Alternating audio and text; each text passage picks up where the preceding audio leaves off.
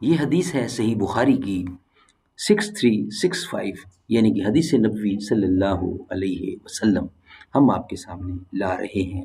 روزانہ کی بنیاد پر ایک یا ایک سے زیادہ احادیث، اس نیت سے، اس امید سے اور اس آس سے کہ آپ خود بھی سنیں گے اور نبی کا پیغام لوگوں تک، دوسروں تک پہنچائیں گے۔ ایک مسلمان کی یہ شان ہے اور استحقاق بھی ہے۔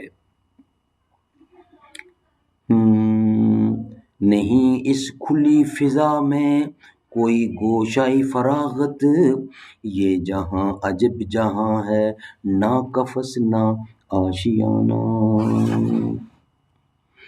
زندگانی کی حقیقت کوہ کن کے دل سے پوچھ، جوئے شیر و تیشا و سنگ گراں ہے زندگی۔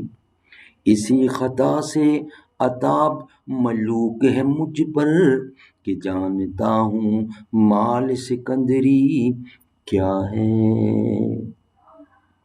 اٹھو میری دنیا کے غریبوں کو جگا دو، کاخ عمرہ کے در و دیوار ہلا دو۔ حدیث نبوی صلی اللہ علیہ وسلم ہم آپ کے سامنے رکھ رہے ہیں۔ صحیح بخاری کی حدیث ہے 6365۔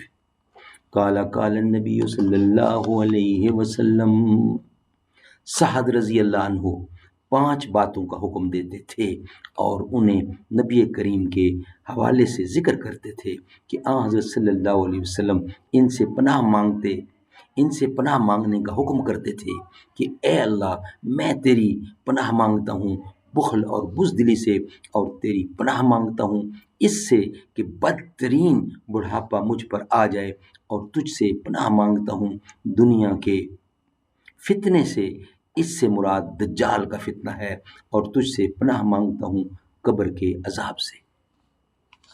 ناظرین، یہ تھی حدیث نبوی صلی اللہ علیہ وآلہ وسلم جو ہم آپ تک پیش کر رہے ہیں۔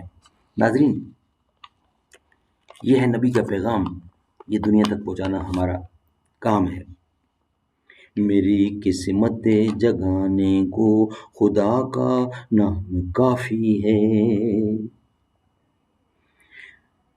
میری قسمت جگانے کو نبی کا نام کافی ہے، ہزاروں غم مٹانے کو نبی کا نام کافی ہے۔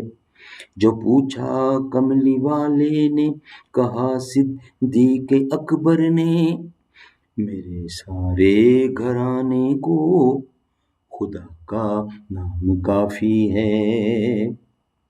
سلگتی آگ پر حبشی کے ہونٹوں سے صدا آئی، میری بگڑی بنانے کو خدا کا نام کافی ہے، میری قسمت جگانے کو خدا کا نام کافی ہے، ہزاروں غم مٹانے کو خدا کا نام کافی ہے۔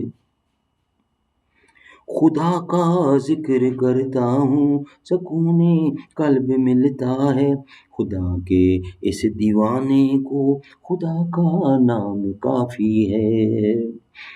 خدا کے در پہ آ جاؤ اگر مقصود پانا ہے، کہ ہر مقصد کے پانے کو خدا کا نام کافی ہے۔